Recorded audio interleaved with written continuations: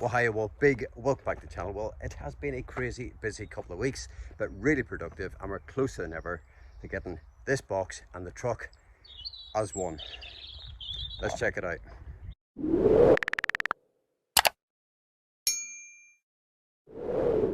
Well, guys, good morning. Well, I'm out this morning with this whole fuel tank. I've just put 85 litres in there to get back, get it into the truck, because there's only about 20 litres in the tank at the minute, and obviously I need, 20 litres in that big tank is nothing.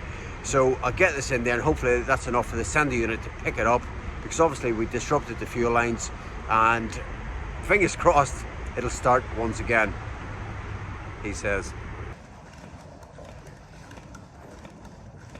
We've got about 100 litres in the tank, so that's good. So just going to get it started now and go from there. Hopefully get it out and get this frame on there. Okay, well that started a lot easier than I was expected. It was just a sort of momentary sort of pause, and then it sparked up. I've been sitting there for about sort of 5 minutes, and it's absolutely fine. So sender unit is working.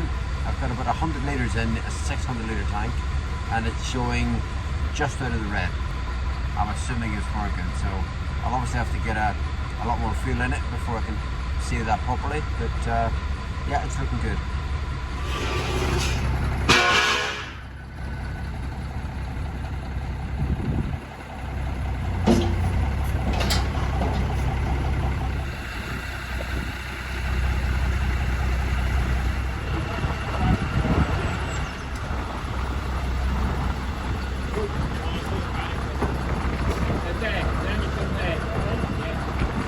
After a bit of jiggery-pokery, we align and drop the galvanised subframe onto the chassis.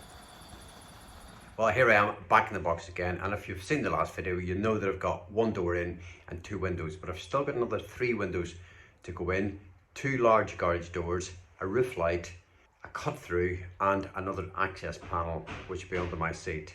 So there's a huge amount of work still to do with these windows and doors, and whilst the weather is still drizzling and not playing ball, I'm going to mark everything out and hopefully get to the point where I can get it in the next 10 days. That's the plan. Okay, so this is going to be our shower window.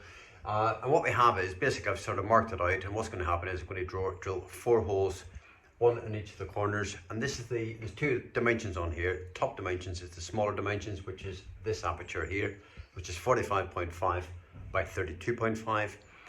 And I'll take that out in its entirety, and then what I'll do is mark out this on the outside, okay, which will sit down here somewhere, go all the way around, and I'll just come in a little bit, not all the way, remove that, and then the window pops in. Obviously you'll seal it up, and that's it in. Sounds easy. It takes an awful lot of time, because clearly you want to get it right, but I'm not going to bore you doing all these windows. I just need to get on and get them done.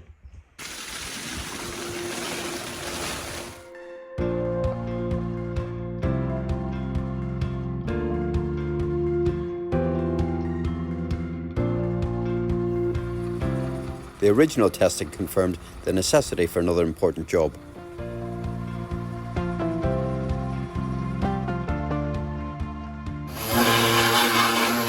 Okay, so I've got Stephen here at the yard today cutting off the corners at the front of the box to allow the vehicle to articulate without hitting the mud guards. It's a hell of a bit of work. It is taking an awful long time, and different materials, and yeah, it's probably more work than we anticipated.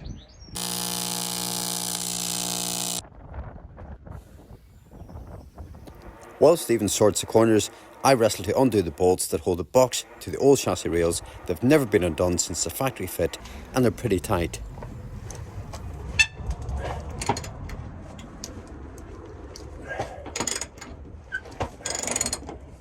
We take note of the incredibly flexible barrier used between the box and the rails, and hope it doesn't prove to be an issue when it comes to lifting the box.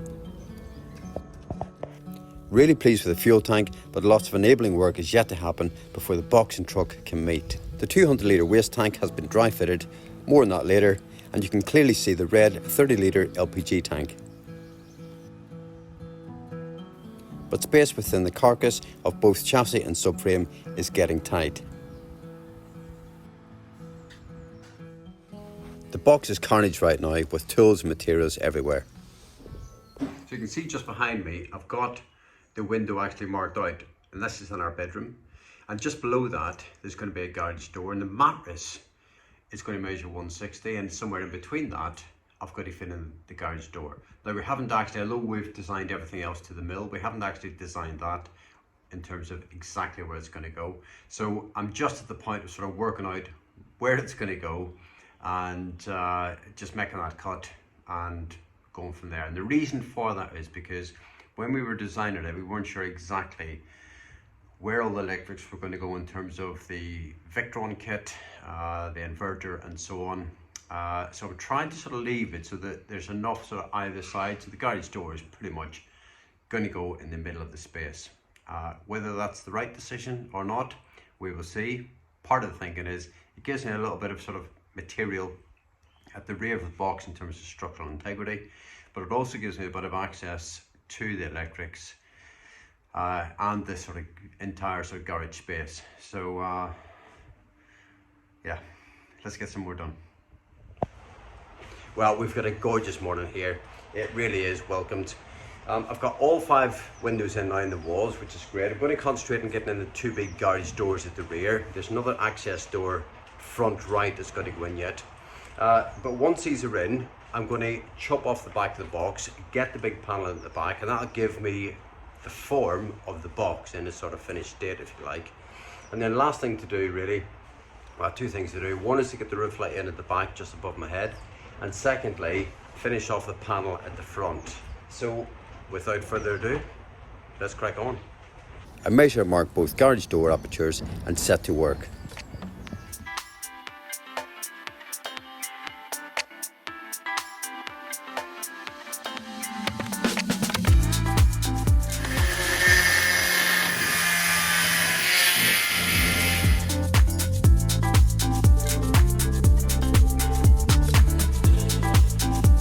I use a Japanese saw to square off the corners in order to get that clean cut and prevent the fiberglass from ripping.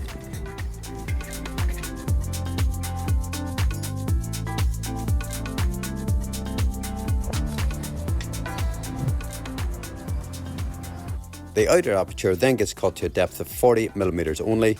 Although this isn't a difficult process, it's a little more challenging due to the wall thickness of 100mm. So once you've got the initial form cut out, all you've got to do is just round off some of the corners, the internal corners, because clearly there's a curvature on the frame, and if you don't do that, it just impinges and just keeps sticking out. So I'm just going to clean the whole thing up, round off those corners, take a little shave off on the inside because of the profile of the fiberglass frame, and hopefully it'll fit.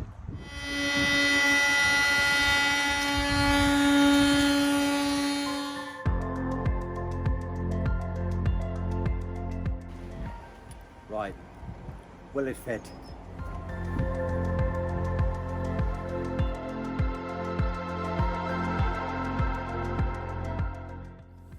I sand and clean the edges before applying a healthy bead of sealant adhesive.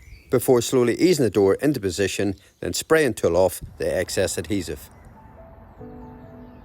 With the door bonded into place, I'll leave the packers in place until it's cured overnight.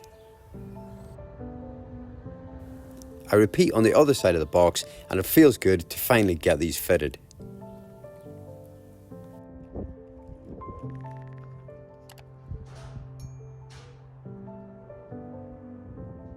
Well, there we have it, 2 garage doors in. I just let that cure overnight before I opened the doors, but I'm really happy with that. It's reasonably simple in the end. It's taken the best part of a day, but they're in. Well, hi guys, well I just want to take a moment and share with you our waste tank. I know it's not really exciting, but it's one of those things that when it's in the truck you're not going to see it, and to be honest with you, it's not a problem until it's a problem. And what I mean by that is clearly we all generate waste, and what you don't want when you're away is to have a problem with your waste tank. We've actually we've had this made very, very specifically for a certain size. We've had it made out of 9mm plastic, which is the thickest you can get, so it is very robust. And we've asked for no holes to be drilled in it other than this little inspection hatch here. And we've actually ordered a second one of these as well, which is going to go on the back. And I'm going to drill out the holes for all the various bits and pieces that need to go in there. So for example, you've got to get rid of the waste, and what we've gone for is a Volterra valve. Now, I fitted one of these on our last truck and it was absolutely brilliant, and I wouldn't fit anything else. Superb brand. Basically the way it works is that just pulls up and it opens. There's a rubber seal in there and that closes off. It doesn't drip. You know, we've been in pretty sort of dusty and sort of, you know, difficult conditions, and the seal is never gone. It's been really, really good. And this works with, I've gone for the 40mm because I intend to use 43mm plastics throughout the build, and so it just sort of works in terms of size. And you can buy these little inserts that sort of fit in there and so on, and all that's going to happen is I've got basically another fitting, drill a hole in the bottom, put that through, seal it up, alright, and then just tighten up the nut, and then that effectively does that. That gets solvent welded into place, okay, and then you're just going to pull out your valve and open it like that. Now I'm actually going to extend this little arm here, it's stainless steel, and bring that out the side of the truck, because this is going to be hidden within the depths of the truck and it's going to be quite difficult to access. As well as that, we've got a WEMA sender unit, and we've gone with this particular brand because it's compatible with the Victron and the Servo. So again, another hole in the top that gets put in, okay, and then you've got a little float effectively that goes up and down and then gives you a reading inside the habitation box. I know the box is going to be outside. I know that people are going to say you're making a mistake. I don't think we are, because we've gone for a number of years with our waste tank outside and we haven't had a problem. Yes, clearly if you're at extreme altitude or, you know, extreme weather conditions, there is a chance that it's going to freeze. And so we've got a couple of these, which is basically a little heat element which you position near the valve, and I'm going to put this on a switch as well, okay, so we can control it. And you've got a couple of little electrical connectors. It's another hole, put it in, okay, and that's it. You sort of forget about it. And there isn't a big power draw on that as well. It's a trace effectively. Everything else is fairly sort of straightforward stuff. I've got some rubber hose here, alright, which you, again, different fittings, so you can buy these, you can cut them down to size so you can determine, you know, your outlet size if you like. And again, that just sort of fits in to the hose, okay. I've got some good quality stainless steel Jubilee clips which I'll use, and that effectively, there'll be another one of these, okay, hole drilled. It's actually in the back, but a hole drilled in the sort of side wall of the tank, okay. That goes in, basically sealed, done up tight, okay, and then the hose pipe will come off that, and then come into out of the box into the tank, and that's pretty much it. So pretty straightforward stuff, but all in all, just to sort of give you an idea, by the time we've ordered the sender unit, the tank, the additional hatch, the heat element, the valve, all the bits and pieces, you're talking at about sort of 720 quid. So it's a ridiculous amount of money for a waste tank, but it's something that, you know, the last thing you want is to have a problem when you're away. This will obviously be insulated as well, and it's going to sit within the cradle, so if I ever need to get it out, then I can actually get it out, but that's not my intention. And this will obviously be secured sort of center point really within the truck, so I've got sort of 200 kilograms effectively when it's full, that will be sort of well positioned within the body of the truck, keep the center of gravity that little bit lower. And that is sort of pretty much it. So any questions, comments? You know where to leave them. Right, little job on this morning. So since the subframe's come back from the galvanizers, what we have is a layer of zinc within the holes, and the holes need reamed out because I can't get the rods through. And so to do that, what I've got to do is I've got to take off this bottom bracket, and that's okay actually, because the bolts that are in there, which are a standard bolt, I want to change those out for a little button head or a dome head stainless steel bolt.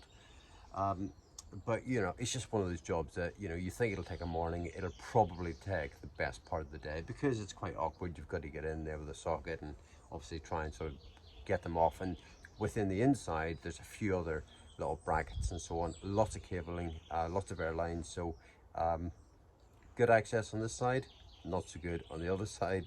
So but it has to be done. We've got to get this attached, ready for the box, which isn't that far away.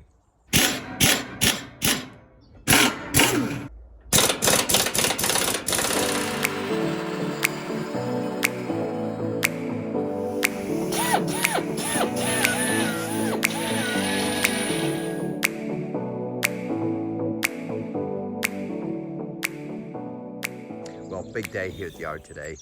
The back of the box is being chopped off. I've waited for ages for this actually, and I'm really looking forward to doing it.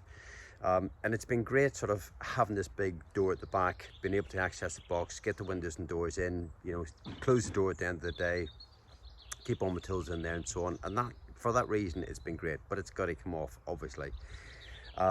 So I'm going to take the door off in a minute. I'm going to break out the big saw and get cutting. Well, it would have been really simple just to unscrew the 3 nuts, slide the door out, but I've just noticed there's a little bit of spot weld in the nut at the top. That'll teach me not to have my glasses on, and I think I just get the grinder, cutting disc, just buzz that off and then get the door off.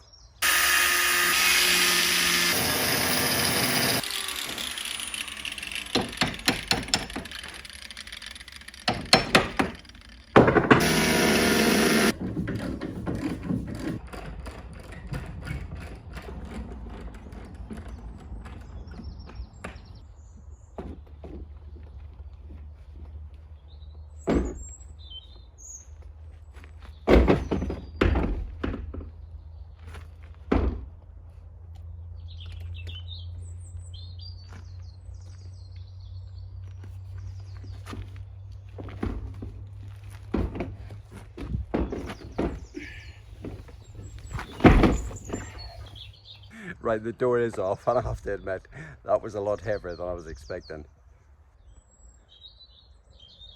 So I'm just going to jump underneath and undo a couple of the bolts and brackets that attach this box to the original subframe, and fingers crossed they come out all right.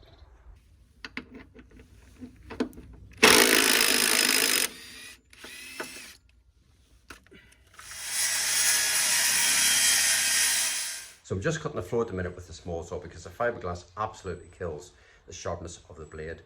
80 quid for a blade for the big saw, 25 quid blade for the small saw. It's a no-brainer. That's going to be my sacrificial blade. But it does an okay job, but it only cuts to a depth of 50 mil, and the big saw cuts to a depth of 100 mil, but the floor is actually 120 mil, so it's not going to cut all the way through.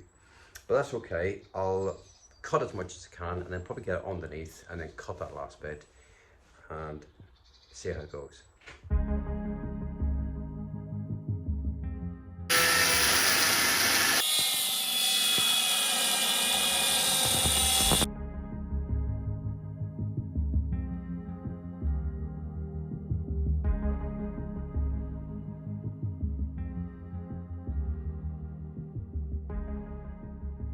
Okay, so I've just drilled a series of holes directly through the line, cut line in the floor, and I've gone underneath and just basically joined the dots to give me one nice straight cut line. So I'm just going to nip underneath with the cordless grinder. I've got a big 20 mil to cut, so it's fiberglass and then in the foam, and hopefully it should be quite straightforward. Obviously I've got those 2 chassis members right in the middle, so we'll see how it goes.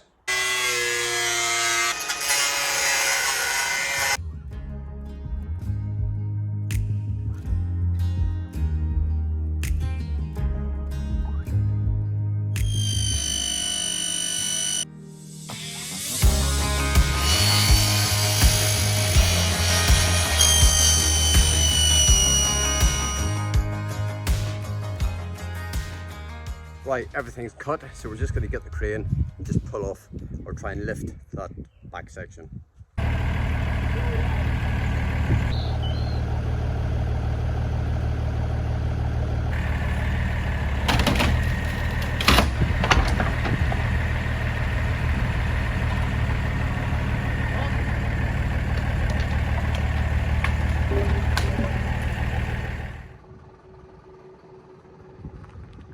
Right, well, job done. But what a bloody effort that was in the end. It took a little bit more cutting. I thought I'd got everywhere, but there was just a little bit that just sort of needed cutting, and it was enough just to sort of hold on tight. But freed it off, lifted it off. So time to get it back on. Whew. Well guys, good morning. Well, it's another glorious morning here in Norfolk, but it's not going to stay that way. Tomorrow's forecast is wet, so I'm under pressure to get this panel in today. So I'm just going to make a start cutting the side walls so I can recess that panel into the side wall and the ceiling and sort of get that in. Obviously get the panel cut to size, get it bonded in, and then we'll have a look at the extrusions.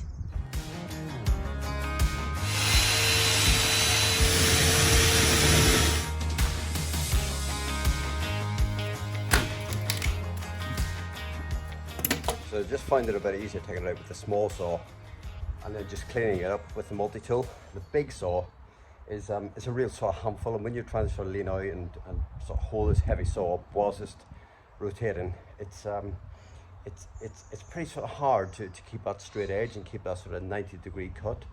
Whereas the small saw is so light, you just sort of run it up there and then prise it out like I've just done, and obviously give it a clean up, and I think it's working okay actually.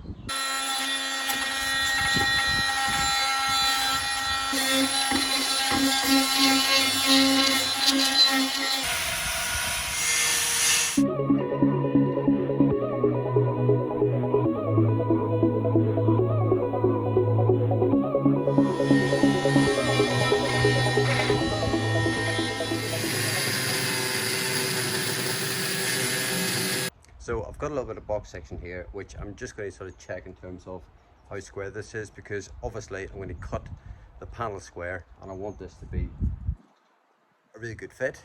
So I've just got my little bit of box, which I'm just going to sort of put in here, and you can see it's a pretty good fit.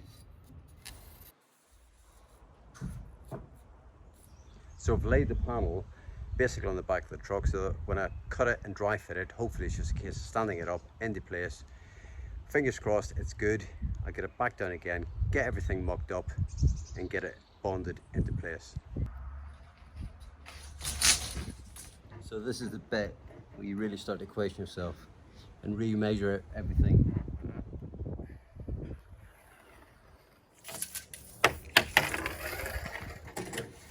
So I'm just doing a final measure before a cut, because this panel was 900 quid. That's a lot of money to get it wrong. So but yeah, I'm pretty bang on there. Right, let's get a cut.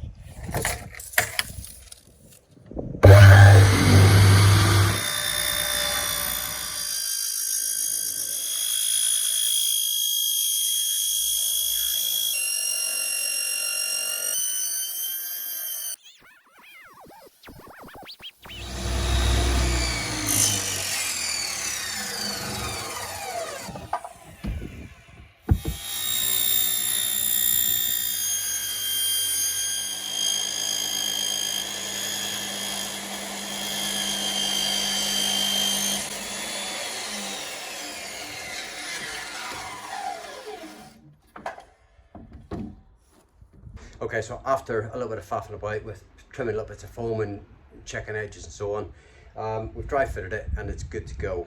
I've just fitted a couple of brackets actually, L-shaped brackets left and right, so I can pull the panel in and I can obviously stay there overnight and cure without moving. I've just run the sander around the edge of the panel itself just to give it a little bit of tack. I'm just going to clean it up now, some prep tone, muck it up and get the panel in place. As you can probably tell, I'm in a bit of a hurry.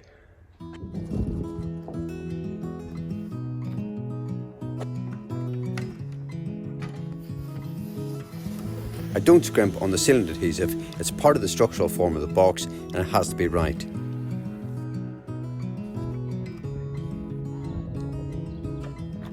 So the sun is shining, this has got a cider, and we just thought, it's so nice. It has been such a wet and shitty winter and spring, so we just thought it's time to come out and enjoy it, and actually enjoy being back in the UK when the weather's like this.